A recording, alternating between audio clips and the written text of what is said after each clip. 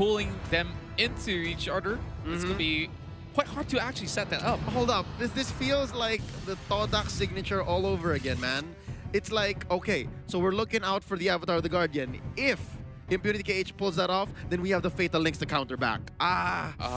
It's good, like, in perspective. It's good thinking about it, like theory crafting. But, again, it feels so reactive. Yeah, and this is something that they usually will try to respond to, perhaps any sort of the punches being thrown. But the question is, can they dodge it or counter it in a certain way or another? You can definitely see that Impunity KH, this is going to be the very first game of the day. So as for Todak, they've already warmed up. Could that be an advantage?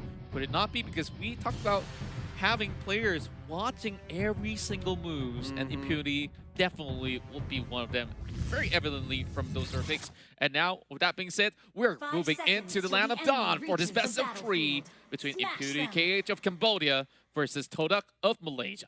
Here we go at Seo Abbey with the Avarice on this Carmilla. So I'm guessing he's just going to try and pin down. Oh, interesting. That's a fight that can go on forever. Carmilla versus Alice. Oh, yeah. Like, now that you actually pointed out, it makes certain sense, but how long can they go for? Like, this possibly would be quite tough to tell who's going to be able to take the cake. It really boils down to whoever will be able to chime in, coming in for those sort of ganks, right? And now over on towards, you know, the lanes where we see Gato fighting on towards the Yuzong. It's pretty much going to be going on for pretty much a long time until they fully commit towards each other. Yep, looking at this mid lane matchup, of course, you have here Boom on the Tigreal, Shot Caller Supreme, making sure that nobody gets in on OP's face. Again, this is an all-in type of situation for Impunity KH. All their damage lay in 2 heroes, OP and the Hakurai. Well, they do seem to plan on amplifying it through Carmilla's ult, but right now here's a team fight in mid, under the river, in the bush. Nice dash in here, coming in from Moon. First blood drawn. Seo Abbey drops. That's going to be the first casualty in this early game, 1 minute and 30 seconds in. Oh, that was a little bit too quick for my liking. But hey, pretty much great work coming from Todak to be able to really catch him out just in time. Over the top side, it seems like a very hot shove coming from the Yuzong, and they are already going on a certain sort of reset. We're crap being contested here, but nothing too much to actually get out of it. Oh, is that a steal?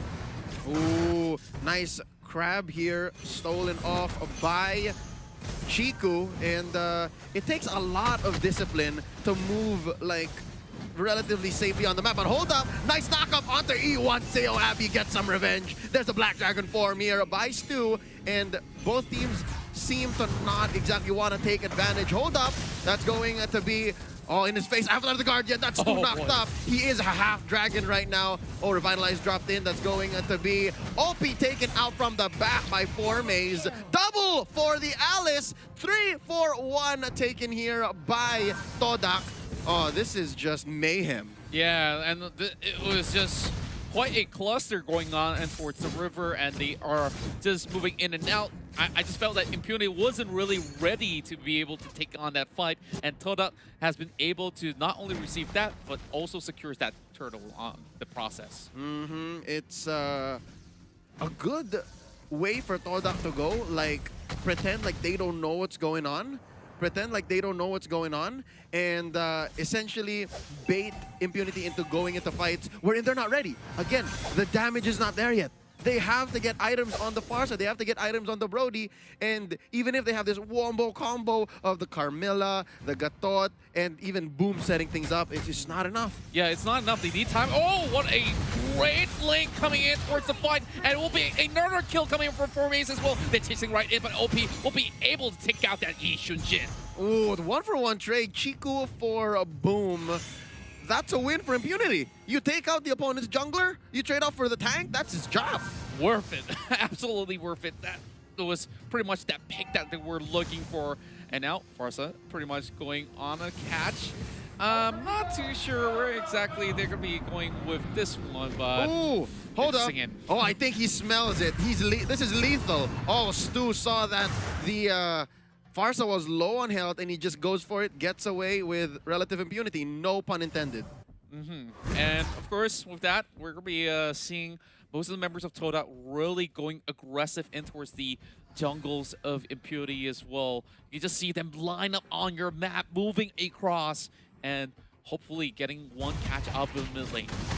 Well, it's nice seeing Todak back in the driver's seat, being aggressive like this. And there's a feathered airstrike. Oh, caught in by the fatal lynx and the circling eagle. Kaka! Down goes Hakurai. Oh, man. I'm pretty sure that he didn't really see the eagle flying right through. And, well, there's going to be more strikes coming in the way. But right now, Todak so up ahead in just less than 5 minutes. They're still looking to crush in some of all the sort of the first turret on the process, but it's going to take a little bit of time, but there's a little challenge over on the turtle. Here's Chiku now going for this turtle, I believe the second of the game. Picks it up, and I think he's ready for another fight. Oh, Avatar the Guardian coming in. That's going to be Naker. He's looking low. Seo Abby as well, but they take out Moon first. It's Formies. He's still looking okay. Chiku trading out. It's a 1-for-1. That's right, and, well, they've been taking a lot of all these survey fights that were a little bit unnecessary. Oh, okay. Oh, that didn't look all too good. Yeah, Naker was a little too out there, but I guess they get one in the form of Formies. Yeah, and now, a little bit of that process, we do see a great Fatal Links that sets up that mega kill for Stu. And Stu looking absolutely hot, 4-0. Better airstrike, and it will seal the deal onto E1. But Stu's just got away with it anyways. 4-0-2. Imagine the stacks on the Festival of Blood, ladies and gentlemen. This is Seo Abby trying to do some damage control, clearing the waves. Oh, that is a huge wave. That's 2 siege minions. Oh boy. With no energy shields left, this might just be a push. A successful takedown. Oh, but not if Formies has anything to say about it. Pops the Ode. They lose it anyways. Do they? Yeah, they do. Yeah, it wasn't really worth all too much of those sort of effort, but, you know, it's bound to fall with a pretty much of a great wave setup. And, well, one more kill for the Farsa. Oh, what a catch. And it will be the Fatal Links alongside to catch on towards the Brody. He goes down. That's going to be Opie taken out. A great trade once more for a mid-mage like Matilda. We'll take that trade any day. Yeah, I definitely think that this is definitely a worthy setup. And E1 this time, a better gameplay. Like, he's being so proactive across the map, and he's been looking out for OP. And this was the problem when we talk about Impunity KH. You mentioned not enough damage output in the early phases of the game. They back too much on towards OP. If they lose OP, that's it. Yeah, even if, let's say, you have Hakurai on deck, Hakurai has just one escape plan. It's the Wings by Wings. After the Purify and after the Wings by Wings, you still could possibly have Moon on your back. You still have the Dragon on your back. And Formies can just blood flow into your face. Blood out, call it a day. Like, that's exactly what Todak has been doing the past 7 minutes, 30 seconds. Sitting at a lovely 12-6. That's, what? ×2 KDA on your opponent. So Impunity KH, yeah, they're losing the map, man. Look at it. It's mostly red. Yeah, and this is definitely pretty hard for the side of Impunity to honestly plot out any sort of a plan B at the moment, but they're trying to stall as long as possible, because if they do hit the late game, get all these items up online, then they might just be able to actually stand a sort of chance to really hold Todak back. And judging from the aggressive plays that they've been making, they might just actually open up a little bit of room for mistake. Look at this. Baiting it out for Maze, pushing Seo Abby back, taking down that tier 2 turret down bottom, and there's a big team fight in mid. Oh, here we go! Moon takes one down. That's going to be another. It's trading out for E1 for OP. Still a good go for Todak, and it looks like they want to back out. There's a Mountain Shocker pushing back the rest of Impunity KH. Oh boy. And Todak is just pressing on the attack. They're going for the dive and straight for the Farsa. Chiku is stuck, but he does not really care. He will be able to escape whatsoever. Or Mace going in as well. And that's what I'm talking about. See that Chico was able to go behind the base, go into the wall, and be relatively unpunished. It's because they took out the 2 damage dealers, OP and Hakurai. What are 3 tanks gonna do with a YSS behind their base? Nothing. They stare at him. Yeah, like they're just basically tickling him for a little bit. It's like, okay, are you guys done yet? Just hop right over the wall. I got my dash. I'm out. Yeah. Oh. All right. So Impunity KH. The reason why this is happening, ladies and gentlemen, is because their draft was fundamentally lacking. They needed more damage, and they put all their eggs in 2 baskets. I wouldn't say 1, it's 2.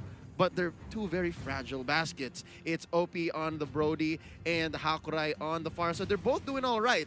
More so Hakurai. OP, he's been trading out way too often. 1-4. 1-4. 1-4, yeah. And I guess some people may say the best defense is the best offense, but in this case, it's not really proven just about yet. Lord being slain here by Todak as they get free reign on the entirety of the right side of the jungle.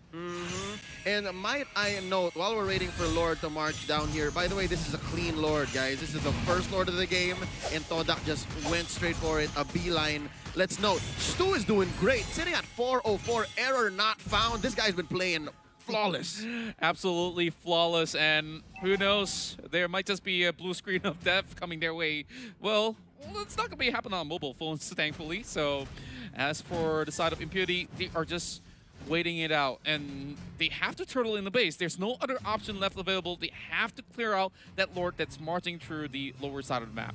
Actually, yeah, Impunity KH must be feeling the pressure. Their defenses are crumbling. They have no more tier 2 turrets. It's all inhibitors. It's all in the base now. And Todak, dude, I can see it in their eyes, figuratively speaking, right? They want to take at least 1 base turret, just 1 at least, to keep the pressure. That's right, and now down towards 50% already with the Lord coming in towards the lower side. It's Moon diving right in. Stu's going to be looking for a catch as well, but he won't be able to catch anybody just about yet. Ooh. Now Lord's coming in. He doesn't need it. Feathered airstrike here by Hakurai. He's trying, ladies and gentlemen. He's really trying. And there's the jump out. There's the fatal links. We're waiting for a casualty. Avatar the Guardian onto nothing but minions. And that's going to be OP taken out by E1. Naker destroyed here by Chiku. 2 for none so far, and it's just a matter of time. There's another. Hakurai gets destroyed in his own base. And Seo Abby is just panicking. Oh my god, what do we do? Boom goes down. It's going to be a wipeout, ladies and gentlemen. That's Todak taking game number 1. What a beautiful run, and Todak finally